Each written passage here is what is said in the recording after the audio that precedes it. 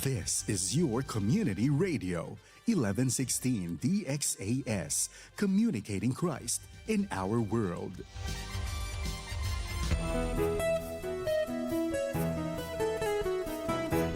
Kaibigan, kaya mong magtagumpay sa hamon ng buhay dahil may kasama ka.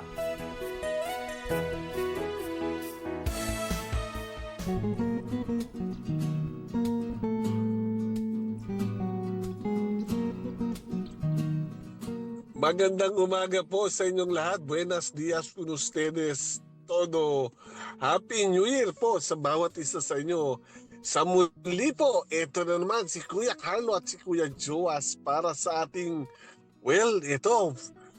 ating first edition ng 2026. May kasama ka. Kuya Joas, bumati ka. Hi Kuya Carlo, magandang umaga. Araw na naman ng Sabado, araw natin ito. Ako si Joas Kabalikat at kasama mo sa tagumpay ng buhay na nagsasabing kaibigan. Ayan, 2026 na. Kaya mo yan, ikaw pa. Batiin natin lahat ng nakikinig sa atin ng manigong bagong taon. Kuya Carlo, Happy New Year. Kamusta po kayo? Oy, kaninang umaga, yung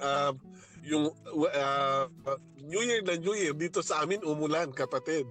Na-enjoy ko yung ulan dahil ito ay parang naglinis ng hangin muli dito sa amin. Dahil nung matagal na kasing panahon, walang fireworks dito sa amin. Di ba? Alam mo naman kasi dito sa Buanga, nagkaroon ng konting siege, nagkaroon ng gera. So, ang mga paputok ay medyo pinagbawal yan. Pero ngayon, bumalik na uli. So, mamausok. Pero nagpasalamat ako nung unang araw na yun, umulan.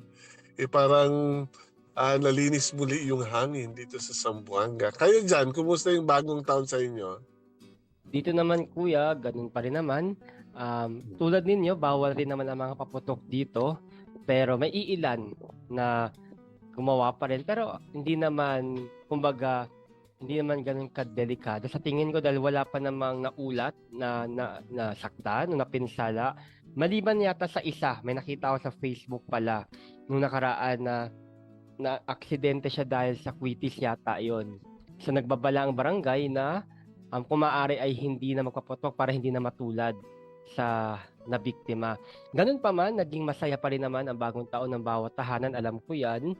At syempre, busy tayo na after Christmas. Ito namang medianoche ang ating inaabangan, pinaghahandaan. Maiba tayo Kuya, no? Ano ba ang iyong handa nung December 31 na yan? Interesado akong malaman. At baka may tira ka pa dyan. Ay, yun na nga eh. First time in the history of 2025 and 26 na nagkaroon ng laman ang aming refrigerator maliban sa tubig. Dahil sama-sama kami magkakapatid, pati yung mga anak namin. Tapos kanya-kanyang dala. Yung dala naman kasi sobra-sobra. So, ako yung host dito sa bahay namin ang ginawa. So, ayaw naman nila mag-uwi ng kanilang mga dala-dala ng dinala. So, naiwan sa akin ang puno ng rep ko, kapatid, hanggang sa ngayon. Pwede ba Kuya So, makatikim? Pwede ba kayo, makahingi? ha? Pwede po ba makahingi na pagkain? Kaya nga, how I wish you are just here. Kung malapit ka lang dito dahil eto nga ginawa namin. Siyempre may mga kapitbahay tayo. Yun na, para lang malinisan. Hindi ako sanay na may laman ng ref. Ang sanay lang ako, tubig lang eh. So yun ang pinamigay na namin sa mga kapitbahay. Pero hanggang sa ngayon, meron pa rin laman. Ayan. Ito na nga Kuya Carlo, no? Yes Kuya. Bale, eto nga. Ako excited ako sa ito yung yung landmark na ginagawa natin to. First program natin sa 2026. Magbibigay tayo ng impact sa ating mga tagapakinig, saan man sila nakikinig sa atin. Kaya nga iniimbita natin sila na mag-imbita na sa mga kasama natin sa ating Facebook Live sa 1116 Your Community Radio na makinig sila. Dahil ito, alam ko, excited ka at meron tayong ibabahagi na makabuluhan para hindi lamang sa ating mga PWD, para sa lahat. Kuya Joas, ano ba yung ating pagtatalakay? Ayan, tamang-tama Kuya Carlo. Tulad mo ay ako rin ay excited dahil ito yung first Saturday na i-ere tayo sa buong taon ng 2026. At tulad na sinabi niyo po ay naririto tayo para magbigay ng inspiration, encouragement at konting kaalaman patungkol sa sektor ng mga persons with disability. And Kuya Carlo, bago tayo magpatuloy, batiin natin muna pala yung mga patuloy na sumusuporta sa atin sa ating Facebook Live, nasaan man kayong panig na Pilipinas o ng mundo. Maraming salamat sa inyong pagkikinig, panonood sa amin ni Kuya Carlo, bagamat boses nyo lamang, boses lamang namin ang inyong napapakinggan. Ay sana ay makapag-interact pa rin tayo, no? Comment sa ating comment section kung saan kayo galing, ano yung mga nais yung pag-usapan natin, at higit sa lahat, syempre, kumusta po kayo, dahil gusto naming malaman kung kamusta rin ba ang mga kasama natin sa bawat araw ng ating programa. Ayan Kuya Carlo, pag-uusapan natin ay very timely, alam ko yan, very relatable at medyo mabigat ng kaunti dahil sa title pa lang ay baka umatras na yung mga nakikinig sa atin. Pero para bigyan natin ng panibagong lakas ang mga tagapakinig natin sa taong 2026, ang pag-uusapan natin sa araw na ito ay may pamagat na bagong hamon sa bagong taon. Ayan Kuya Carlo, bagong hamon sa bagong taon dahil syempre alam naman natin na bawat taon, bawat araw ay meron tayong kinakaharap na mga pagsubok, mga problema, pero ano kaya ang gagawin natin pag dumating na sa atin yung pagkakataon o yung sitwasyon na iyon? And Kuya Carlo, ang ating pag-uusapan, ulitin ko lamang, bagong hamon sa bagong taon. Ano ba ang take mo dyan, Kuya Carlo? Grabe ka. Nung una kong dinig yan, yung bagong hamon, sabi ko, uy, nakakain ko lang, once a year lang ako nakakatikim ng hamon. Ngayon, bibigyan na naman ako ng hamon ni Kuya Joas sa bagong taon. Yung hamon pala, o sige, maganda yun kapatid. Ang buhay talaga natin, palagi ko ang sinasabi, puno tayo ng challenges, puno ng hamon yan. Kahit anong hirap, anong laki ng hamon na yan, isipin mo na lang na hamon yan. Sarapin mo na lang. At pag nakuha mo yan, parang yung sinasabi ko nga, ang hamon, kung tingnan mo yan na hamon, madali na lang yan. Yan, tama Kuya Carlo, dahil ito pong title na ating pag-uusapan ngayon ay inspired po ito sa isang awitin na napakinggan ko na maraming beses na rin, at maya-maya sa ating song break, sa ating break nga, ay mapapakinggan nyo rin yung awiting iyan. And syempre, bagong hamon sa bagong taon, napakaganda ng awiting iyon, no? Napakaganda ng mga lyrics, ng mga salitang ginamit, at sana habang nag-uusap tayo Kuya Carlo, habang nakikinig po kayo at mapakinggan niyo maya-maya lamang ang awitin na ito, ay lalo pang tumibay ang ating loob, ang ating mga puso, na harapin ito ng may positibo pa rin, ng may galak pa rin, although mahirap sabihin at panindigan, pero tuloy lang tayo sa laban. Pero Kuya Carlo, magbigay tayo ng konting recap kasi last Saturday, kung ito nakakamali, December 27 yon, nagkaroon tayo ng last episode ng ating programa para sa taong 2025, at ngayon naman, first airing natin para sa 2026. Ano nga ba yung pinag-usapan natin noong nakaraang Sabado? So, ang title po natin noon ay Preparing for the next chapter of our life. And ano ba yung mga pinag-usapan namin ni Kuya Carlo doon? Ito lang gusto naming iwan sa inyo, baka hindi nyo napakinggan, kasi connected to sa pag-uusapan natin sa araw na ito. So sabi po doon, how to prepare our life, how to prepare for the next chapter of our life. Meron po kaming iniwan doon na 4 na salita. Ay, 4 na salita, tama po yan. Pero, isang salita po lamang ang bubuo doon. So ano ba yon? Ang salita po na yun ay game, G-A-M-E. So, how to prepare? Number 1 is yung letter G po, which is to have a grateful heart. We have to be grateful in everything, in everyone. And yung sumunod naman po yung letter A, which is anticipate. Ano ba yung anticipate natin sa 2026? Siyempre, una-una, anticipate natin na maraming blessings. Maraming blessings if we only choose to see the things unseen the best in everything and the best in everyone. No, magiging blessing lang 'yan kung titignan natin yung maganda sa isang bagay, yung maganda sa isang tao. And of course, we have to anticipate na meron din mga challenges or circumstances. Letter M. Ano ba yung M sa game na 'yan? So we have to maintain. Maintain what, no? Maintain good health. Alam ko marami sa atin lamon kung lamon. Ako ganun din naman noong nakaraang holidays, sarap kumain eh. Pero we have to maintain good health. Ano pa yung dapat natin i-maintain? Good relationship, no? Relationship natin sa pamilya, sa kaibigan, sa katrabaho, sa mga taong nakapaligid sa atin. The third letter M na kailangan natin i-maintain is good resources, no? Yung ating financial income, yung mga businesses natin, yung trabaho natin, whatever na pinagkakakitaan natin, we have to maintain good resources. And of course, the last one is maintain good disposition in life. And ito na kuya, pinaka-importante sa lahat, which is the letter E, to complete the word game. Eliminate. Eliminate people or materials that hinders God's blessing. Napakasimple lang po niyan. So ngayon 2026 sa pag-uumpisa natin, ang tanong, napaglaruan ka ba ng buhay o kinaya mo bang paglaruan o makipaglaro sa buhay? Kung hindi, ay tara't pag-usapan natin dahil continuation ito ng ating topic last Saturday. And ito nga yung bagong hamon sa bagong taon.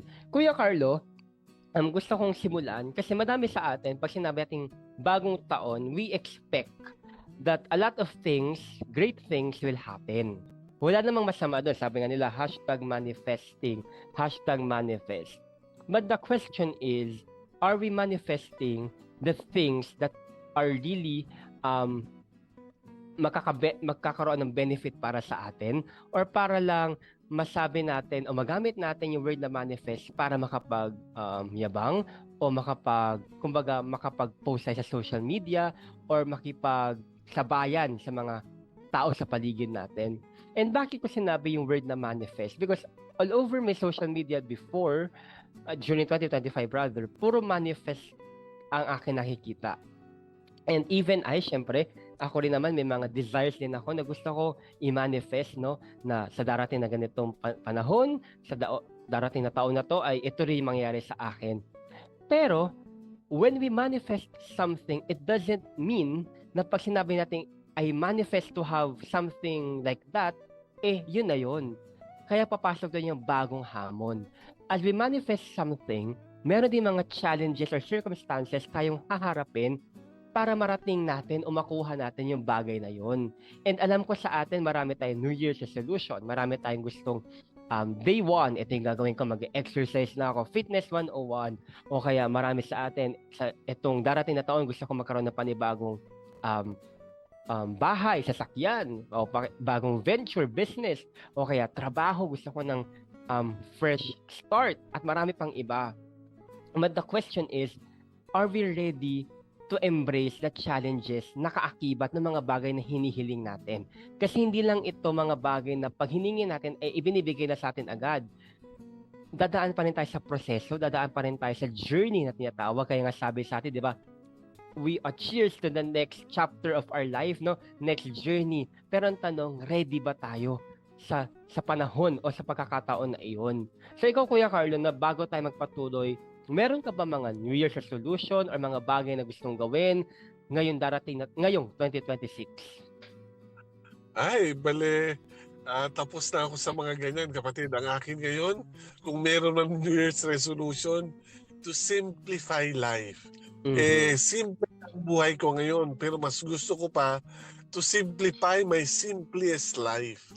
So yun na yun, kaya maligaya na ako sa aking buhay. And at the same time, hindi to ko ibig sabihin komportable na, no? Meron pa rin ako, I'm still striving to do other things in my life. Pero wala na ang focus, kapatid, sa sarili ko. It's more on to be a blessing to others. Yun lang talaga sa akin ngayon. And kumbaga dati, ang ginagawa natin, nagpapaaral tayo ng mga bata. Tapos sabi ko, Lord, ngayon, wala na akong anak na nag-aaral. Dagdagan mo ang resources ko para mas madami pa yung makakapag-aral uli.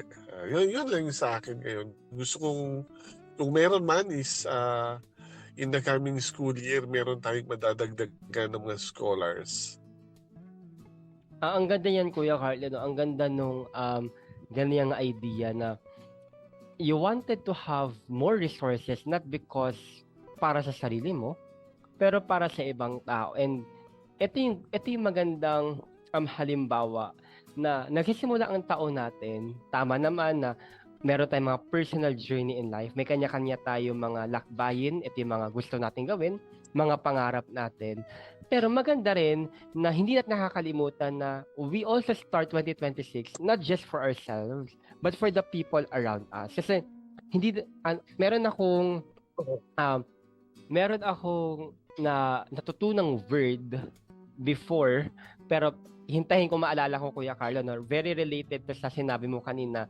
Pero mag-move forward muna tayo na ito kasi 2026 na to, we really don't know what really lies ahead. Hindi naman natin alam kung magiging smooth sailing ba ang taon natin o yung ginusto natin mangyari sa taong ito ay mangyayari talaga, or baka mapuno tayo ng mga pagsubok sa buhay, mapuno tayo ng blessings, hindi natin alam. That's why it's very also important na we prepare ourselves sa mga bagay na hindi natin ine-expect na mangyari. Kaya nga pag-uusapan natin yung bagong hamon. Kasi marami sa atin, when we talk about challenges, ayaw natin siya pag-usapan kasi it's either nakaka-drain, totoo naman, no? Ang daming pagsubok, financial, relationship, trabaho, business, name it, no? Ang daming problema, no? Pati sa bansa natin, sa community natin, marami talagang pagsubok at hindi natin siya kayang i-resolve in one day. That's why, gusto ko sana na matutunan ng mga tagapakinig natin, lalo din tayo, Kuya Carlo, no? Ma-refresh tayo, na if there is bagong hamon, then there is also bagong blessing, no? Hindi na siya bagong hamon dahil gusto kang pahirapan or gusto kang sumadsad sa ilalim. Pero 'di ba sabi nga nila, there is always rainbow after the rain. So kung sa tingin natin ang pagsubok na ito ay para lang sabihin we are defeated, we are kumbaga talunan tayo, I think mali namang disposition yon kasi para sa akin, no, lahat naman ng mga magagandang bagay na nangyayari in the end, lahat ng success stories na napapakinggan natin, lahat ng tagumpay na nararating natin, meron namang kwento ng pagsubok yan. May kwento ng pagkatalo, may kwento ng pagkadapa. That's why gusto ko rin itong i-share sa mga kapwa natin person with disability na baka akala natin, kasi ba lagi natin sinasabi, entitled tayong lahat, no, na kesyo person with disability, entitled tayo, dapat lagi tayong tinutulungan, lagi tayong ina-assist, lagi tayong, kumbaga, lagi dapat ang matateng at puso ng mga tao na sa atin. But in reality, it's not that. Hindi ganoon. That's why nga, may mga advocacies tayo, may mga pinaglalaban tayo, na we are also, kumbaga, able o capable of being independent. Meron din tayong strength, meron din tayong skill para kumbaga kayanin natin to na mag-isa tayo with the ability, with the talent, with the gift that we have. And yun nga, Kuya Carlo, no, sabi ko kanina, manifest. Parang tanong ko lang, no, sa mga, ako kahit sa sarili ko, ano ba yung minamanifest or ano ba yung gusto natin mangyari sa taong ito? Kasi kailangan nating malaman ano ba yung goal natin sa taong 2026. Kasi mahirap mag-journey nang hindi klaro sa atin ang gusto natin mangyari. Although sasabihin ng iba, kasi hindi ko pa alam yung gusto kong mangyari sa buhay ko eh. Hindi ko pa kasi alam kung ano yung gusto kong gawin ngayong taong 2026. Kaya nandito kami ni Kuya Carlo para i-open ang ating mga puso, ang ating isipan na etong day 1 or etong first Saturday ng taong ito, nandito kami ni Kuya Carlo para bigyan kayo ng iba't ibang paraan to cope with the challenges in life. Kasi, di ba sabi mo, Kuya Carlo, no, karaan, every gising is a blessing and lagi natin napapakinggan yan. Now, if we are facing challenges, name it, hindi ko alam kung ano pinagdadaanan nyo. Baka nung taong 2025, bago magtapos to, mabigat na yung pinagdadaanan nyo. At itong 2026 ay continuation lang na pinagdadaanan nyo. Hindi po namin alam. Pero, the moment na, eto nga sabi ko, no, na-realize ko rin to earlier, di ba, lahat tayo, busy tayo mag-prepare for the New Year. So, may kanya-kanya tayo mga ginagawa. Nagluluto tayo, nagpe-prepare tayo ng pagkain, pagsasalusaluhan natin. And then, syempre, as I habang tumatanda ho ako, no, habang kumbaga nagmamature tayo sa buhay, na-realize ko na ito pala mga pagkain sa harapan ng lamesa namin, hindi lang kasi material na bagay o hindi lang kasi success yung masasabi natin na I'm blessed.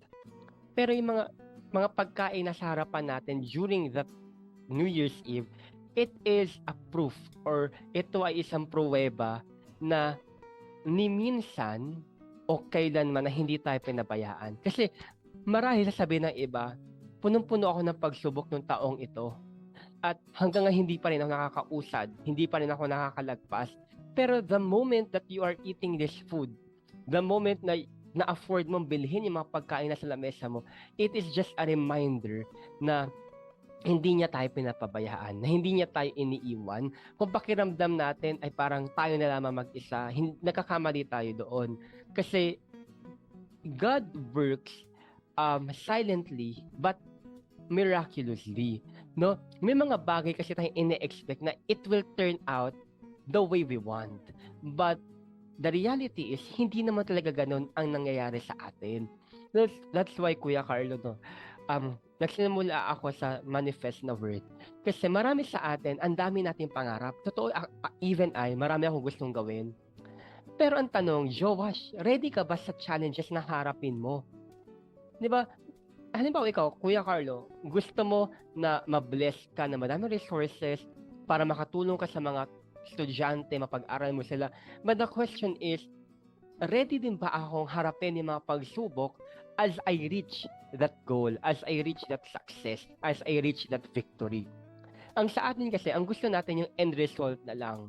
Ayaw natin ng proseso. That's why ngayon, gusto namin na ihanda natin ang mga sarili natin na it is not just always about the end result. Whatever it is, no, failure man yan, naging successful man yan o hindi, the bottom line here is you were able to surpass the test of time and the test of faith. That's why, balik tayo sa tanong ko, ano ba yung minamanifest natin sa taong 2026? Ano ba yung gusto natin mangyari? Kasi, naalala ko lang, may nagsabi sa akin, kapag hindi clear ang mga bagay sa'yo, then hindi rin clear ang pag-journey mo. Pero pag alam mo na ito yung gusto kong mangyari, ito yung goal ko, ito yung gusto kong maabot, then magiging clear ang journey. I mean, clear ang journey, but I am not saying na magiging smooth sailing. Magiging clear. Clear kasi alam mo na kahit mahirapan ka, kahit maraming lubak yan, kahit maraming twists and turns yan, nakafocus pa rin ako sa goal na meron ako. And yun yung bagong hamon. We don't know kung ano yung harapin nating challenges. Baka financial, we don't know. Baka relationship, hindi rin alam. Everything is uncertain. Everything is uncertain. Lahat yan, kumbaga, nagpa-fluctuate. Pwede ngayon, mataas, mamaya, mababa. Parang emotions din natin yan. Pwedeng masaya tayo ngayon, mamaya hindi. Mamaya galit tayo, mamaya hindi. Mamaya kontento tayo, mamaya hindi. That's why, ngayon, Kuya Carlo, no, as we talk about bagong hamon sa bagong taon, marami akong gustong i-share. May mga key points ako na iiwan para how to cope with the challenges and also how to be a blessing despite the challenges. Kasi, Kuya Carlo, no, ang 2025 para sa ilan, sabi ko nga, no, ang taon man ay hindi naging maganda para sa ilan at ang taon man ay naging maganda para sa iba. Napuno man ng pagsubok, may mga bagay na sumira ng pangarap. Ano man ang naging resulta nito, marami pa rin tayong bagay na pwede ipagpasalamat. And yun muna iiwan ko ngayon, Kuya Carlo. At ikaw, may nais ka bang sabihin? Well, gusto ko lang ibigyan ng concrete example sa mga sinasabi ni Kuya Joas. Alam mo, yung isang anak ko ay very passionate siya sa kanyang negosyo. Ang kanyang negosyo, kapatid, yung nagbebenta lang sila ng kape. Yung, di ba, yung, siyempre, dyan sa Manila, alam mo, yung mga Starbucks, yung Coffee Bean, madaming mga pangalan. Pero sa kanya, yung ordinary lang, para sa ordinaryong mamamayan. So, kung nandito ka sa Zamboanga City, kilalang kilala yung Alegre Coffee. Yun yung sa anak ko, no? And, madami siyang mga kaibigan, gustong gayahin ang kanyang ginagawa. Binigyan niya ng formula, binigyan niya ng lahat ng mga suppliers and everything para magaya yung ginagawa nila. Pero, again, yung nga sinasabi mo, hindi pwede gaya-gaya lang. Ito, Mm-mm. naging successful sila. Uy, ito yung goal nila, ganyan na rin lang ako. Pwede mong gayahin ang lahat. Lahat ng formula. Pero kung wala kang passion towards what you are doing, you will eventually give up. So basically, Mhm. yung pong mga gusto lang magaya-gaya sa ginawa ng anak ko, hindi sila nag-survive dahil nga pagdating ng panahon na may mga pagsubok na dadating, dahil hindi mo talaga passion yun, you will easily give up. So, gano'n din yung sinasabi ni Joas, mga kapatid, na kailangan lang klaro yung gusto mong gawin, yung goal mo, and you are that passionate to do it. Or else, pag hindi yan klaro sa'yo, meron lang sa'yo magbubulyaw-bulyaw o merong mga distractions, bibitawan mo na. Pero you just continue on kahit anong hamon ng buhay. Pero kung klaro mo kung ano yung saan mo gustong pumunta, talagang mararating mo yun. O yun lang, Joas, naging concrete na example. Salamat Kuya Carlo no sa pag bigay ng example na yun. Pero gusto ko rin sana matikpan yan Kuya. Masarap po ba yan? Saan po ba banda yan? Ay kapatid, pag nandito ka sa Zamboanga, yun makikita mo yung Alegre Coffee. It's basically lahat ng kanilang mga earnings dyan, hindi naman lahat, much of the earning goes to the missions. Kaya yung mga mission trips na ginagawa ko, well provided yan dahil yun nga. And lahat, Kristiyano man, Musliman, bata, matanda, nagpupunta dyan. Aba, hindi siya ganun kamahal, kapatid, ang kape na yan. Balang Mura araw lang Kuya talaga. Carlo matitikman ko rin yan. Ano? Narating ka ng Zamboanga, kapatid. Ayan, maraming salamat Kuya Carlo and I'd like to emphasize yung salitang passion kasi I like that word also, yung salitang passion. Tama si Kuya Carlo, no? Dapat andun yung passion natin when life hits us so hard, when things are uncertain, when people turn their backs, at ang mundo ay tinulakuran na rin tayo dahil sa mga nais nating gawin. But if your passion and your heart is there, no, present yung passion mo, present yung puso mo doon, talagang maaabot mo yung success na tinatawag nila, no. Mararating mo yung kumbaga yung finish line na sinasabi nila, yung end nun. And maraming kwento tayo napapakinggan na ganyan, no, na nag-umpisa sila sa ganito lang, pero hindi sila sumuko. May mga challenges, hinarap nila, and yun, naging successful sila. At marami, no, iba-iba tayo ng kwento, iba't iba yung approach natin sa buhay, iba't iba rin yung, I think, Kuya Carlo, no, para sa akin, if they will ask me, Joash, may equation ba para maiwasan yung challenges? Or may equation ba para malagpasan yung challenges? May equation ba para, kumbaga, marating ko yung success? Sa akin kasi, kapag nag-base tayo sa equation lang na ito yung gagawin natin, ganyan, I think, pwede naman kung meron ka equation, pero para sa akin kasi, wala namang equation sa buhay. Kasi lahat tayo, iba-iba ang approach, iba-iba yung response natin. And kung halimbawa ang equation natin ay x plus y equals 0, ang buhay kasi very uncertain, sabi ko na paiba-iba. So pwedeng maging y plus x equals 0, pwede namang 0 equals x plus y. Hindi natin alam. Gugulatin na tayo ng buhay na akala mo ito equation na para sa hindi. Mag-iiba-iba yon. At sabi ko nga, dapat lagi lang tayong handa. Kasi ganito yun, Kuya Carlo, no? Pansinin natin, mga kaibigan, kapag galing tayo sa bahay, pupunta tayo sa ating eskwelahan, sa trabaho, sa negosyo. Halimbawa lang po, one example. Kung ang alam lang natin na daan lagi ay diretso, kaliwa, kanan, at araw-araw yun lang ginagawa mo, diretso, kaliwa, kanan, mararating mo na yung iyong destination. Diretso, kaliwa, kanan. Kung kabisado mo siya, kaya nakapikit ka, kabisado mo siya, ano man ang mangyari, kabisado mo siya. Kapag laging ganun lang yung routine natin sa buhay, na diretso, kaliwa, kanan, ito na yung eskwelahan ko, ito na yung trabaho ko, ito na yung negosyo ko, ito na yung pupuntahan ko, if we will just make ourselves familiar sa routine na yon, paano pag biglang dumating yung challenges o yung harang sa buhay. Naakala natin diretso lang. Pagkaliwa mo ay sarado pala. Paano pupunta doon? O kaya pag diretso mo kaliwa, kakanan ka dapat. Pero paano to? Nasa crossroad ako ng buhay ko. Anong gagawin ko? Am I going to turn left, right? Dediretso ba ako? O babalik na lang? That's why we have to open ourselves to the possibilities of life. Hindi lang tayo nakakontento sa daan na isa. Dapat ino-open natin yung puso natin, yung isipan natin, yung sarili natin sa pagbabago ng buhay. That's why ang bagong hamon, it doesn't just reflect about challenges, it doesn't just reflect about blessings, but it also about reflecting changes, pagbabago. Hindi pwedeng stagnant lang tayo na diretso kaliwa kanan, okay na yan. Pero pag dumating isang araw na, hindi pala pwedeng dumiretso, ano na gawin ko? Kakanan ba ako? Kakaliwa ako? O hindi na ako aalis sa kung saan ako? O hindi na ako pupunta sa gusto kong puntahan? Kasi sarado lahat eh. Wala, init na lang ulo ko, galit na lang ako, sisisihin ko na yung kalsada, sisisihin ko na yung mga tao sa paligid kasi I can't move forward eh. Pero ang totoo, may options naman. Pag kumaliwa ka, may kanan din naman, may diretso pa rin naman. Yung alam mo lang kasi, nasanay tayo sa convenience na meron tayo, sa comfort na meron tayo. Kaya ayaw nating umalis doon. Kasi sanay na tayo eh. Kumbaga, ano lang yan, diretso, tas kaliwa, kanan, andyan na ako. Paano nga pag dumating yung bagyo ng buhay natin? Kailangan pa rin ba yung comfort natin? Kasi sabi nila, di ba, every setback, Kuya Carlo, pakitulungan po ako. Ano yung lagi nila sinasabi yung setback and setup na yan? Parang every setback is a setup. Tama po ba, Kuya Carlo? Tama yun. Ayan, tayo, tama. Diba, every setback is a setup. So, kung sa tingin natin, hindi pwede. Parang sa ways din yan, no? Hindi tayo makadiretso. Ano gagawin natin? Kaliwa o kanan?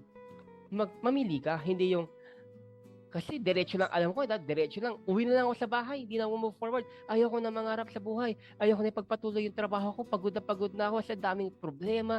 Ang daming mga pagbabago. Ang daming changes. Kaya nga tayo journey, kaya nga tayo nag-journey. Kasi ang journey po natin, aside from challenges, there are also changes. And we have to open ourselves to that. Kaya nga sabi ko po sa isang caption ko sa aking social media account, we have to open ourselves to the possibilities of life. Dapat lagi tayo naka-open na, baka one day, hindi mag-work, ano yung plan B ko? O kaya baka one day, hindi mag-work yung plan B ko, ano yung plan C ko? Or, baka one day, hindi na ito ang para sa akin. Ano naman kaya ang pwede kong gawin? Or baka one day, hindi na siya ang kasama ko. Sino kaya ang pwede kong naman kasama? Kaya, Kuya Carlo, natututunan ko as I walk sa journey na meron po ako. I'm not perfect. Marami rin po ako mga palpak na desisyon. May mga emotions din ako na, kumbaga, hindi perfecto. Pero na-realize ko na life is not just about your comfort. But life also talks about not just comfort or convenience, but also, transformation. Hindi lang ito about, may pagbabago, may challenges, ayoko na, no. It transforms us to become a better version of ourselves. These things that are happening, kay victory man yan or defeat, adversity man yan o prosperity, all of those rather, is an instrument for us to become better. So, Kuya Carlo, bago tayo magpatuloy, may nais ka munang idagdag. Well, actually, Joas, hindi na. Excited na ako yung kanina habang nagkukwento ka. Yung naisip yung kanta na gusto mo i-play. Sabi ko, Kuya. yung kanta nito. Kaya siguro mag-break muna tayo, Joas, para yung awit, tapos yung banat ka na naman uli. And then at the same time nga, yung setup, basically yung bago yan naging setup, mayroon talagang setback. Pakiramdam mo, naantala yung kilos, mayroon mga hindi na magaganda nangyayari. Pero don't worry, ang mga bagay na yan is there for a purpose. Kapag ang ating mga bagay na ginagalawan ay atin din itinatagubilin sa Panginoon, hindi naman yan pababayaan na ganun lang mangyari. Merong magandang mangyayari sa buhay natin. So, yun, Joas, yun lang yung gusto ko idagdag. Gusto mo mag-break muna tayo? Yes, pero Kuya, bago yung break natin, gusto natin patiin yung mga nagse-celebrate ng mga birthdays nila. Meron akong kilala, ang birthday niya is December 1 talaga. Meron naman yung December 2, December 3. Ito mga kaibigan kong to, binabati ko sila ng happy birthday. Ayan, Kuya Carlo, maraming salamat. Happy birthday po. Ano naman po okasyon na inyong pinagdiriwang ngayon, hangad namin ang inyong kaligayahan. Tama, Kuya Carlo, no? Hinga muna tayo, inom tayo ng tubig, no? At i-enjoy natin yung kape kung nagkakape tayo. Sa mga kaibigan, dyan lamang po kayo. Magbabalik tayo makalipas ng awiting ito.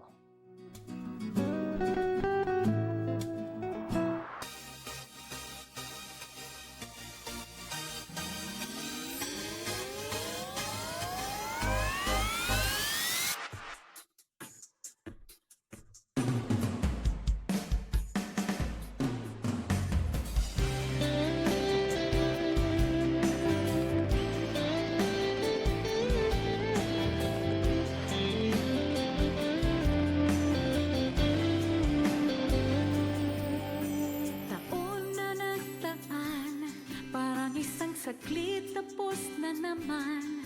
Kay bilis ng araw, mga bakas di halos matanaw. Kung may babalikan, ito ay ang iyong katapatan.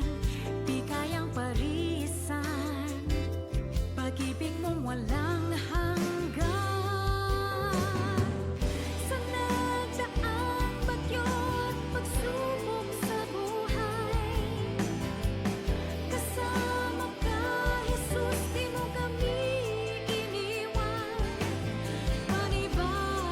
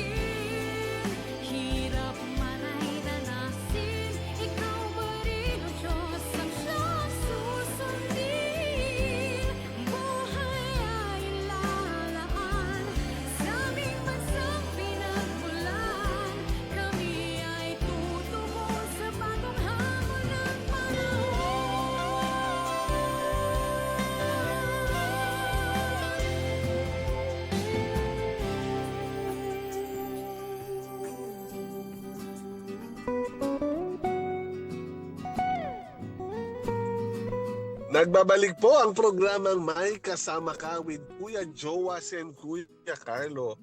Ang May Kasama Ka ay napapakinggan po sa 1116 DXAS. Ang DXAS po ay isa sa mga himpilan ng Far East Broadcasting Company.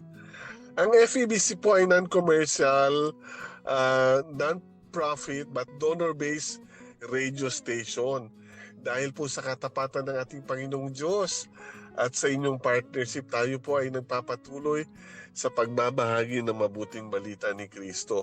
Kung nais nyo po maging parte, maging kabahagi ng ating radio ministry, mangyari po lamang mag-scan nyo lang po yung QR code ng ating GCash at ng ating mga bank accounts para po sa inyong mga donasyon. At kung nakapag-donate na po kayo, paki-notify po kami, mag-message po kayo para mapasalamatan namin kayo. Ngayon pa lang, nagpapasalamat na po kami sa inyo. Maraming salamat po sa inyong partnership sa atin. And God bless you po. Kuya Joas, ano ba yun? Ituloy mo na yung mga sinasabi mo kanina. Ayan, Kuya Carlo, maraming salamat no sa pag-imbita sa ating mga tagapakinig kung nais nila na maging kabahagi ng ating radio ministry. At syempre, no, tuloy-tuloy na po tayo sa ating topic, no? Ang ating pinag-uusapan po sa mga nakikinig sa atin, no? Baka kakapasok nyo na sa ating Facebook Live or kakabukas nyo ng inyong mga radyo. Ang title po ng ating episode ay Bagong Hamon sa Bagong Taon. 2026 na, syempre, hindi tayo ligtas sa anumang pagsubok na dala ng buhay. And yun nga, Kuya Carlo, no, we've been talking about these things kanina pa. At syempre, alam kong napakinggan niyo rin yung awitin na iyon, yung Bagong Hamon. At ang ganda po ng awitin ito, Kuya Carlo, kasi it doesn't just reflect or talk about us na, kumbaga, individual, but it also reflect or it also deal with the people around us and of course our country. Hindi lang siya nakabase sa atin bilang isang individual, pero sa iba ding mga tao sa paligid natin at syempre sa bansa na meron po tayo. Ang ganda po na sinabi doon, 'di ba, na ano nga po 'yon, na taon na nagdaan, parang saglit tapos na naman. So parang nga, no, kaka January 1, 2025 lang. Tapos ngayon 2026 na, parang natulog ka lang, pagising mo bago na ulit, ito na ulit, no? Kumbaga, ang bilis ng panahon, parang kakatingin mo lang sa gusto mo, kumbaga kakadaan mo lang sa mall, gusto mong bilhin yung relo na yon, yung bag na yon, pagbalik mo wala na pala. Parang ang ganon kabilis na mga bagay na nangyari. Pero ang ganda po ng isa sa mga linya na yon, di ba? Ang sabi po doon is about God's goodness and faithfulness and about His love. Kumbaga, sa mga bagay na ho na nangyari sa atin, sa mga challenges na pinagdaanan natin, sa mga uncertainty, adversity na meron po sa buhay natin, it is just because of His goodness and faithfulness and His love, kaya naririto pa rin po tayo. Marami tayong mapupulot na aral at inspiration, encouragement sa awiting iyan. Kaya naman kung hindi na namin ni Kuya Carlo ma-discuss lahat iyan, no? Pero ang gusto lang namin ipaalam sa inyo, Kuya Carlo, na kung nais nyo na may awitin, na balik-balikan para, alam mo yun, yung fire sa puso natin, mag-alab palalo, pakinggan po natin yung awiting iyan. Kasi tinuturuan tayo na hindi lang mangarap para sa sarili natin, kundi para sa mga tao sa paligid natin, at higit sa lahat para sa ating bansa. At syempre, Kuya, idagdag ko na rin, ano ba ang naging fuel natin? Ano ba yung gasolina na nag-sustain sa atin sa buong taong ito? It is because of His grace. Yun yung kanyang kabutihan at katapatan sa lahat, anuman ang panahon. Ayan, Kuya Carlo, balik na po tayo sa ating talakayan.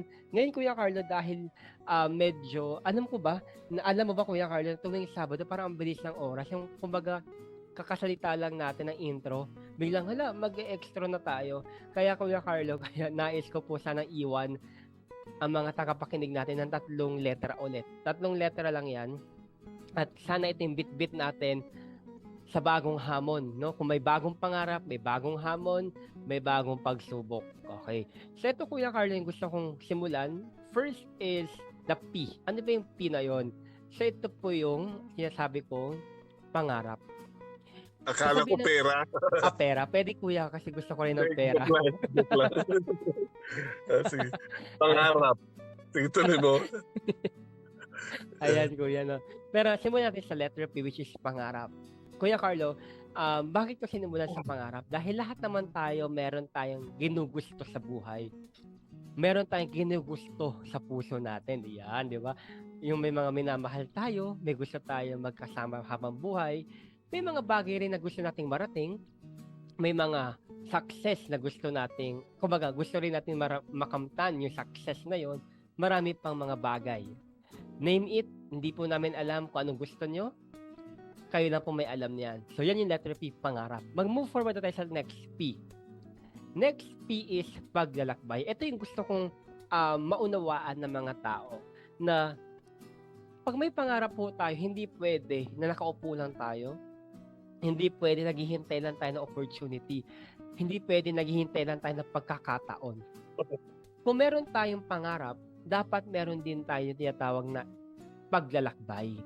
Ano bang journey ang meron ka ngayon? O paano ka ba lumalakbay patungo sa pangarap na yan? Ikaw, Kuya Carlo, no? Kung meron kang salitang i-define ang salitang paglalakbay, ano po kaya yon? Biyahe. Mm-mm. Biyahe. Tama po. Opo. Biyahe ng buhay, no? Sabi ko kanina, 'di ba? Sa journey na meron po tayo, maraming twists and turns, maraming ups and downs. Sabi nga nila, roller coaster ride. Lagi ko nakikita yan eh. Mga caption nila, what a roller coaster ride. Pero ang tanong, di ba pa nag-roller coaster ride tayo? Ako, hindi pa po ako nakasakay ng roller coaster. Once lang po, Kuya Carlo. Ikaw po ba nakasakay ka na ng roller coaster? Noong kapanahon na namin, bagong-bago yung Star City. So, biro mo, grabe, pinag-ipunan ko talaga yan para makapunta dyan. Mm-mm. Pero yung roller coaster dyan, bali, old school yung nung araw. Pero, yun yung isa sa mga pinagpupuntahan talaga ng mga tao dyan. Ayan. Yes, Kuya Carl. Ako once lang kasi takot po ako sa makaya dyan. Pero gusto ko lang po sabihin na di ba ang roller coaster, bigla kang ibababa, bigla kang iakyat. Hindi natin alam kung kailan, di ba? Ganon din po ang buhay. Hindi natin alam kung kailan tayo iaangat, hindi natin alam kung kailan tayo babagsak, no? Pero, ang importante, we enjoy the ride. Isigaw mo kung natatakot ka, iiyak mo kung nagagalit ka, isigaw mo kung anong emosyon mo, but you enjoy the journey. It doesn't mean you have to give up. It doesn't mean that you have to stop, but you can pause. Sa bawat panahong napapagod ka, sa panahong natatakot ka, panahong nalilito ka, yan na lang yung term, nalilito ka, at marami pang iba. So yun yung paglalakbay natin. And sana yung journey na meron tayo, it speaks life. Hindi siya nagsispeak ng curse sa ibang tao o curse sa sarili mo, but you encourage, you inspire people with the journey that you have. At syempre kuya, kadugtong ng paglalakbay yung next P, which is the pagsubok. Kuya Carlo, ako, maiiwan ko lang na mga key points dyan sa pagsubok na yan is, alam kong mahirap, mabigat, kasi hindi naman tayo pare-parehas na pinagdadaanan, no? May iba, yung kapamilya nila may sakit, yung iba naman financial, yung iba naman relationship, may iba naman trabaho. Marami, hindi ko alam kung ano yung pinagdadaanan ng bawat isa. Pero ang masasabi ko lang po kasi talaga, no, as we face these challenges, mga struggles natin, ano ba ang importante para sa ating lahat? Ako, masasabi ko is how we respond. Yun na lang po muna. Very basic na lang para maintindihan na makikinig sa atin. Kasi, bakit ko sinabing how we respond? Kasi natutunan ko po yan, no? Whatever is in your heart, kung ano naman ang puso mo, yun din ang lumalabas sa ating mga bibig. At lagi naman natin papakinggan yan. That's why, if we face challenges or when life hits us so hard and so bad, paano ba tayo mag-respond sa ganung sitwasyon? Tayo ba yung kalmado lang? Tayo ba yung kumbaga galit agad? Tayo ba yung nag-iisip muna kung anong gagawin? Wala namang perpekto, Kuya Carlo. Kahit ako, hindi ako perpekto pagdating dyan. Pero natututunan naman kasi yan. We have to choose what kind of response ang ibibigay ko sa sitwasyon na to? Uubusin ko ba yung buong energy ko? Uubusin ko ba yung buong good vibes ko para dito? Or let me pause for a while, let me think for a moment, and kalmahan lang natin yung sitwasyon kasi wala naman mangyayari kung uunahan natin siya ng hindi magandang pag-iisip, ng hindi magandang action. So magandang mag-pause muna tayo how we respond in life. Kasi ganito yan, Kuya Carlo, no? Para maintindihan ng mga nakikinig sa atin. Kung paano tayo nag-respond sa pagsubok o sa buhay, ganun din babalik ang buhay at pagsubok sa atin. Kapag parang ang treat natin sa buhay parang it is just kumbaga enjoy lang natin yung journey natin, enjoy lang natin yung pag-face natin dito, although mahirap at mabigat, ang balik ng buhay sa atin parang magaan lang din. Kumbaga parang sumasayaw lang tayo, sumasabay lang tayo sa agos. And yun, Kuya Carlo, ang para sa akin, kumbaga challenges, hindi siya maiwasan. It is very inevitable, no? Lagi nandiyan yan. Even changes, lagi nandiyan. That's why we have to open ourselves. Maging ready tayo for the challenges. Kasi itong mga challenges na to, ito ay paraan para magbago tayo. Ano ba yung dapat baguhin sa atin? Maybe the way we think. Maybe the way we deal with people. Maybe the way we deal with ourselves. So itong mga pagsubok na pinagdadaanan natin, it also hones us para maging better tayo. Kumbaga, tinitrain niya tayo na pag naabot na natin yung gusto natin sa buhay, ready and equipped tayo na yakapin yung success na meron tayo. That's why, Kuya, 3 P lang yan. Pangarap, paglalakbay, at pagsubok. Gusto ko sana idagdag yung tagumpay, PPPP. Pero naisip ko, hindi kasi lahat ng pangarap naaabot. Hindi naman sila lahat ng paglalakbay maganda. At hindi rin lahat ng pagsubok ay na-overcome ng tao. That's why iwan natin, PPP equals, it's either you fail or you succeed, whatever the result is. Still, meron pa rin naman tayong matututunan, meron pa rin naman tayong mabibitbit na aral para sa next journey, sa next, next chapter na bubuksan natin, meron na tayong fuel, meron na tayong weapon para mas maging, ang tawag dyan ay maging okay, no? Yung pag-deal natin sa panibagong yugto na ito. Or kung nag-fail ka ngayon, at least may panibagong strategy, paano mo maabot yun? So ikaw, Kuya Carlo, bago tayo magpatuloy, may nais ka bang idagdag? Kasi medyo limited na lang yung time natin. Well, yung sa 4 na at sa 3 P, ako idadagdag ko yung isa pang P. Bali una yung sinabi mo kasi yung una sabi mo P, pangarap. Sa akin pera. Pero yung sa totoo lang, yung P, yung pangarap mo, yun yung pinaka-basic commodity in life. Ang pinaka-mahirap na tao sa mundo ay hindi yung walang pera, kundi yung walang pangarap. Dahil libre lang ang mangarap, wala ka pa niyan na talagang wala ka na mararating. Wala kang paglalakbay. Dahil kapag yung paglalakbay mo, yung sinabi mo paglalakbay, talagang you enjoy the journey, hindi yung destination. Yung mga turns and bumps and highs and lows, minsan yun yung sinasabi mo, yung sa pagsubok. Dahil lahat ng buhay talagang may pagsubok. Kung may tao nagsabi sa akin the other week, sabi niya, gusto ko talaga ang buhay sa 2026, wala nang problema, wala nang pagsubok. Sabi ko, ibig sabihin po, gusto niya na mag-rest in peace. Rest in peace kasi dahil wala na. Ibig sabihin, kung wala kang pagsubok, walang sense ang buhay. Para ka na rin patay. Kaya nga sinasabi natin nun, rest in peace. Dahil, yun na, wala na silang problema. Nagpapahinga sila. Pero that's the beauty of yung mga pagsubok. It brings color, it brings life, and it brings sarap sa buhay. So, and kahit nasabi mo may pagsubok, ang last P para sa akin ay yung pangako. Ano yung pangako dyan? Regardless na yung sinabi mo, hindi ka nagtagumpay, may failure ka pa rin, pero ang pangako ng Diyos ay hindi ka niya hinuhusgahan, hindi ka niya iiwanan, hindi ka niya pababayaan. At ang pangako ng ating Panginoon Diyos ay sasamahan niya tayo. Bigo ka man, tagumpay ka man, nakahanda siyang samahan ka. Yun yung pangako. Para sa akin, yun lang. Gusto ko lang i-end ng magandang note sa ating yun. Habang naglalakbay tayo sa 2026, talagang madami pang mga pagsubok. Madami basta meron kang passion, meron kang pangarap sa buhay, na nilalakbay mo yan. Pero tandaan mo, hindi ka iwanan at pababayaan ng ating Panginoon.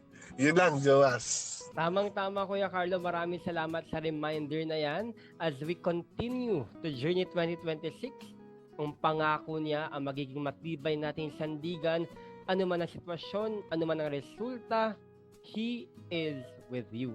Yan mga kaibigan, maraming salamat sa inyong pagsama sa amin sa araw na ito. Naway kayo po ay na-inspire, na-encourage at syempre ay may napulot kayong aral para sa taong 2026 ay handa tayong harapin ano man ang ibato sa atin ng buhay. Mga kaibigan, nakasama niyo po kami.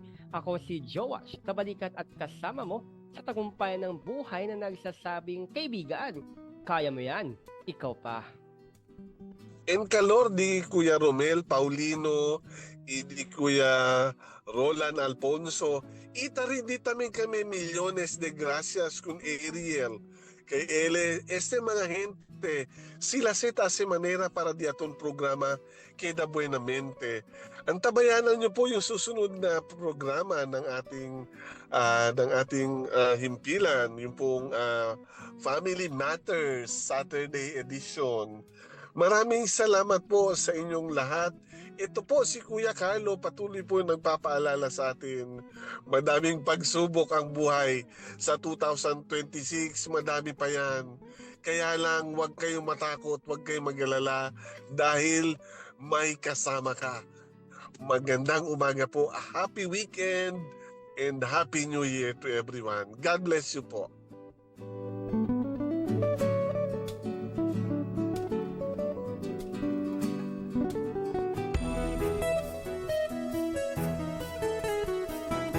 Inyong napakinggan ang programang May Kasama Ka. Para sa mga mensahe o komento, mag-text o tumawag sa 0916-296-6625.